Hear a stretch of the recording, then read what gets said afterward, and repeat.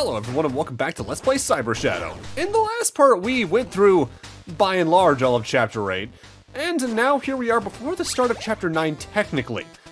The reason I say technically is, for one thing, we're technically in it right now for this teleporter, but we're not starting Chapter 9 this part. This entire part is dedicated to item cleanup. We are at 73%, and the last 10% of the items are just in the final two normal chapters we haven't played yet.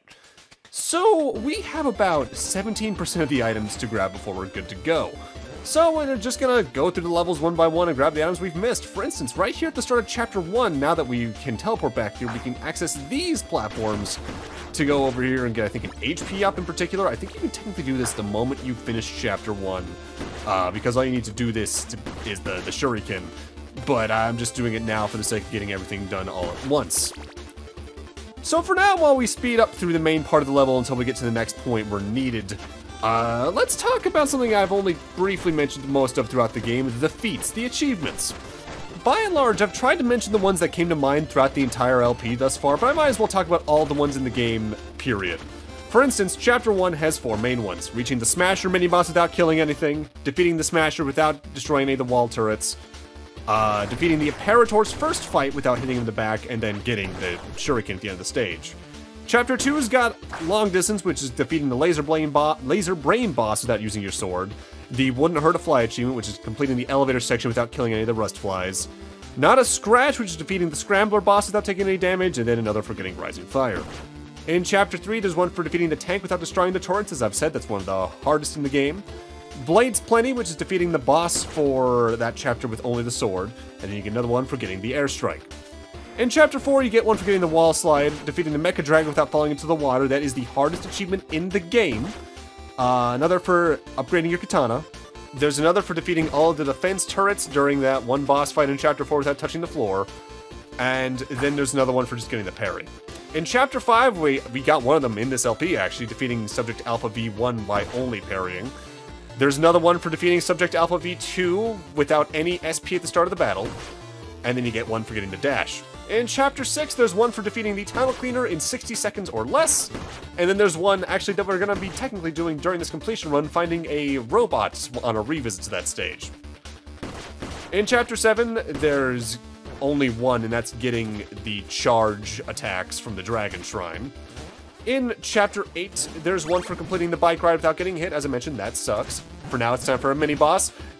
This thing's going to surround itself in a bunch of little orbits that will just continually move around in weird patterns to attack you. As you can see, if you use this barrier ability, which you can mostly only find in areas like this, it dies pretty quickly, but you can be surprised at how fast that thing can do damage to you if you let it stay on screen too long. The other achievement tied to that chapter is to defeat the dropship in under 30 seconds. I'm not going to talk about the achievements in the next couple of chapters until we're actually in those chapters.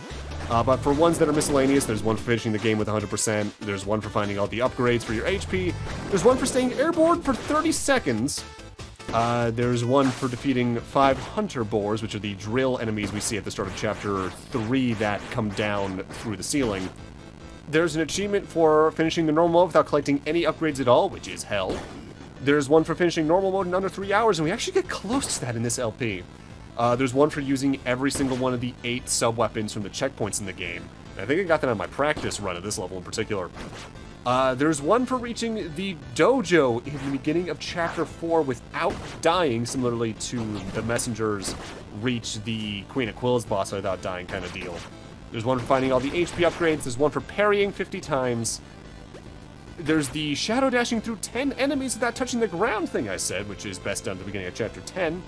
And then there's one for finding 4 of the items in the game. Honestly, like with the Shovel Knight campaigns, most of the achievements are very doable. In fact, I'd say you're probably going to do over half of them on accident if you do a 100% run on your first playthrough. But it's just those few kickers that make this completely not worth the experience by the looks of it. It's just like, in my experience, doing the Shovel Knight, Shovel of Hope ones, where most of those you can do on a single playthrough and they're pretty easy, and even some of the ones you can do on a secondary playthrough are pretty fine. It's when you have to combine some just because it makes more sense to do that it gets to be hellish, like breaking every checkpoint on New Game Plus, doing a deathless run. Like that's not worth the experience. Even though getting the platinum at the end of the day was worth it for that campaign in my eyes, for instance. Also, I ignored that entire section. If you haven't noticed so far, the new level design segments that you get, particularly with the level 3 charge on your sword, are usually just filled with instant death pits. It's the kind of hazard where, there's the kind of secret area where it's technically easy, but executing it flawlessly because they want that out of you can be kind of troublesome. But now we're on our way towards the end of Chapter 3 for the next new pathway. And something I do like about this first set of areas we're exploring here is how they all just kind of link together in more ways than just the standard level progression. Like, you got what we did back in the main part of Chapter 8 last time, where you go through smaller sections of it that are connected by longer, interconnected passageways. But then you got these side sections just for power-ups that give you a lot of extra connectivity. In some ways, you could consider Cyber Shadow a Metroidvania. I overall wouldn't, especially compared to, say, like The Messenger, which does that concept overall much better. But there's enough interconnectivity here that makes the idea of exploring worth it in my eyes. To the point where I'm kind of surprised that this game doesn't have a New Game Plus feature. Once you beat the game, I don't think there's anything you can do with your save outside of just loading it back up to beat the final boss again or look for anything you may have missed. And that's honestly a shame, I find. Because on a replay of this game, the early sections just kind of drag because of your lack of movement utility. Warning, control towers offline. Team bot set to autonomous mode. The latest communication from Dr. Projan was pure madness. To collect so much essence by force? There must be some kind of misunderstanding. I need to warn the clan. Someone has to tell them they're in danger. Like, especially not having the double jump or the dash attack, I find, is just really rough to get back into the game without. So I'm just really surprised this game doesn't have a New Game Plus feature, or at least like a story reset mode where you can just go back in with everything, even if you don't have like all your item upgrades, just having all the equipment upgrades. Or even something sort of like, I guess you would call it like a dragon mode kind of deal, where you start with the dragon's blessing so that whenever you get a power-up, you get the full blast of it to start. So you'll have the kunai from the start instead of just the shuriken. You'll have the charge slash to start, just to make a replay through more interesting. And it's honestly a big shame in my eyes, because games like this often, I find their longevity with players by revisiting it and finding new ways to do things. Like, say, The Messenger, actually, because that's a thing I've referenced several times already. On a secondary playthrough, you can find out where you're going to need items a lot sooner and grab them ahead of time, even before the game does its slight genre shift. Plus, you can figure out which order to do things in better, and that makes that game get overall more interesting. With Cyber Shadow, because it's just a level-to-level stuff with upgrades, you get so used to having that utility that it just feels rough to go back at all. Like, I brought up not having the dash to make things easier, but like especially having just the charge slash and the double jump to start on a playthrough, for instance, could drastically change the way you play some of these stages. In fact, it could also lead to just having a joke ending if you took the pathway we used to get to this very room with another one of these robots in Chapter 3 from the start of the game, basically. Just get to the final boss before things have progressed to a certain point and just have a laugh with it. That could be really fun and worth the exploration. At the same time, though, it's clear to me that this developer had an idea in mind and really wanted to stick with it, and I really gotta admire the passion that's clearly already here in the game. Like, I've played a lot of games like this, but seldom do they end up being this confident in what they're trying to be. So we are almost to the point where we're at the percentage where I want to progress back with the main plot. But there's a few other items we can grab now. For one thing, I still haven't gone back to Chapter 4 to get one of the items, because that entire level pathway from level 1 using these side pathways just leads you right back to the start of Stage 9. But we want to head back down here towards the monkey statue, because now that we can charge Rising Fire, we can reach something that you might not know is immediately there. Because a few months after the game was launched, they put out an Easter egg hunt. They gave you various hints on places to go and what to do to find hidden secrets. In this case, we got a little bit of a door maze where you need to go through certain doors in certain orders, just follow what I'm doing, to find an Easter egg. There are 3 of these in the game, and getting all 3 of them gives us a little special something. And this is on top of the actual already, like, visual Easter eggs we've shown off before. The developer put out weekly hints for these for, like, I think 5 or 6 weeks, getting more and more informative each time. And I'm really sad I missed out on the Easter egg hunt itself.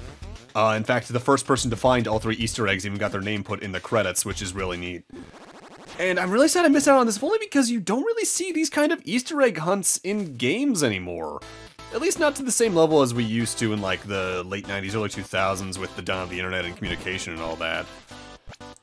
So now we're back in Chapter 4, because there's actually a couple things I missed here. But you couldn't get this thing early on, this HP upgrade, or these computers. Hagan personal log. The synthetics are reactivating by themselves. What's driving them? Could it be residue from the essence used to power them? Oh boy. Hagan personal log. The vessel is showing signs of sentience, yet no essence reading. What is she? Dr. Progen is furious. We still have the geothermal towers for backup power, but how long will it last? Hagan personal log. Containment breach detected. The Falcon Shrine's emitting essence at an unprecedented rate. We need to evacuate all staff. Hagan personal log. Evacuation successful. The doctor is relocated to Mecha Island. The installation of a clan subject has temporarily contained the essence breach. The doctor considers the vessel experiment a failure. I decided to stay behind to study it for now. So Hagan was the only person left in the lab by the end of it? I wonder if she's still around somewhere. So now for the thing I missed on our first visit to Chapter 4. I even told you to do it at the gigantic room where they talked about the Master Vessel, the AI. It is unfortunate that I missed this because I had to backtrack all the way to the middle of the stage just about, but oh well. Like I said back then, if you were eagle-eyed, you would have noticed the hidden switch pointing out on the side here for the secret doorway. Oh, God. Hagan personal log. Dr. Progen was a fool to abandon this new life form. The vessel is magnificent, much more valuable than his daughter. The vessel is no mere copy, it transcends any synthetic which requires essence. The monsters are closing in. I must find a way to preserve my research. Hagan personal log. My mind peers through a mist. Pretending to be human is getting so exhausting. Fading in and out of existence, waiting for someone to release me. I knew this hollow feeling well, even before the disaster. This must be my divine punishment. Perhaps I was never human to begin with. You're alive. You look different, but I can tell it's still... Did you meet her? Vessel. I tried to help. We saved some of her. The transfer failed. She's been longing to see you all this time. She's your master, yet she isn't. The original is beyond saving. All the voices. Please. Now, there is no achievement tied to this room, but like we did with the other shadow, I just think it's best we put them out of their misery. So there's not much left for us to grab before we head to main chapter 9. Unfortunately, what is left is a pretty decent sprint away. We need to get all the way to the end of chapter 6, where we fought the Train Devourer.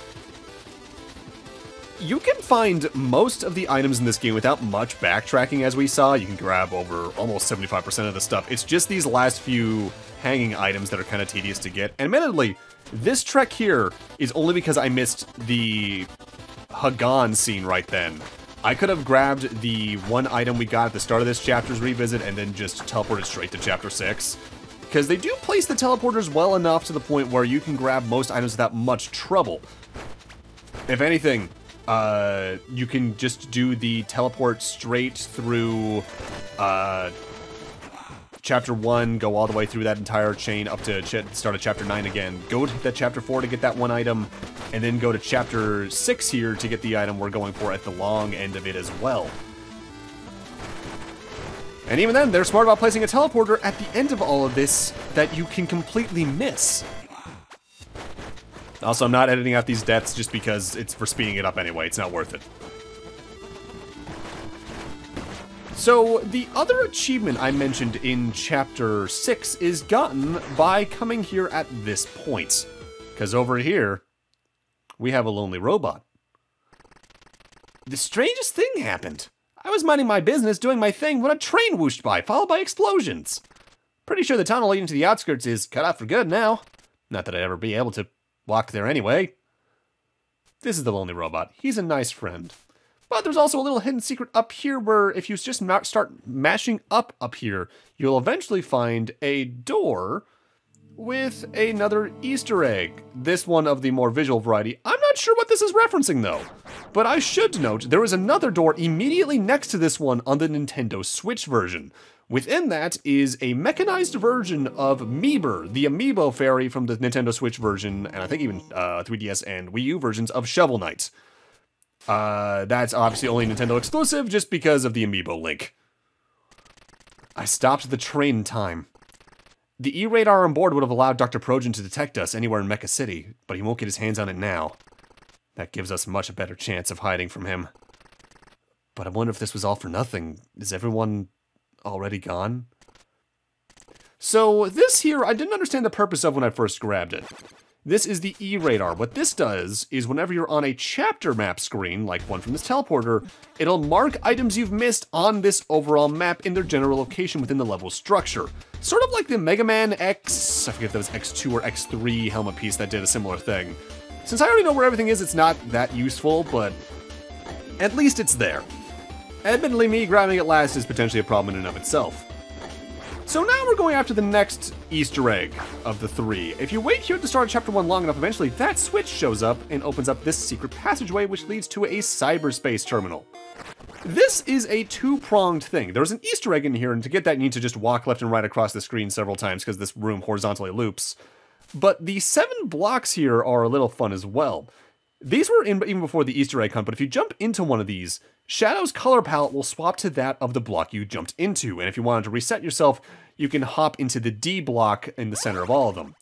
I'm not choosing any of these because there's a weird bug on the PC version where if you swap your color but then go back to the default, if you leave, you'll still be the color you swapped to that isn't the default color scheme, and I happen to like this color scheme, so I'm not using it. So we're almost done, but I still need to do some setup for the third of the 3 Easter eggs, because in order to grab that, we need to bring a swag blade into the early sections of Chapter 9. And the easiest way to get a swag blade is to come back here to Chapter 3 and go not too deep into the level, only about a minute deep on this revisit, but it's worth doing. Speaking of color palettes though, that's actually this game's amiibo functionality on the Switch version. If you use any of the 4 main Shovel Knight amiibo in the game, you unlock a fairy companion that's a miniaturized version of that respective playable knight, as well as a new color palette for Shadow, I think completely separate from the set we just saw, matching that knight. I can't show any of that off because I don't own the Switch version of the game. I only own the PC version of this, and I don't own any of the Nintendo versions of Shovel Knight either. I only own the PC and PlayStation 4 versions of that game. I've kind of meant to pick them up, but I just haven't invested yet. I'm trying not to spend too much money right now for reasons. Trademark.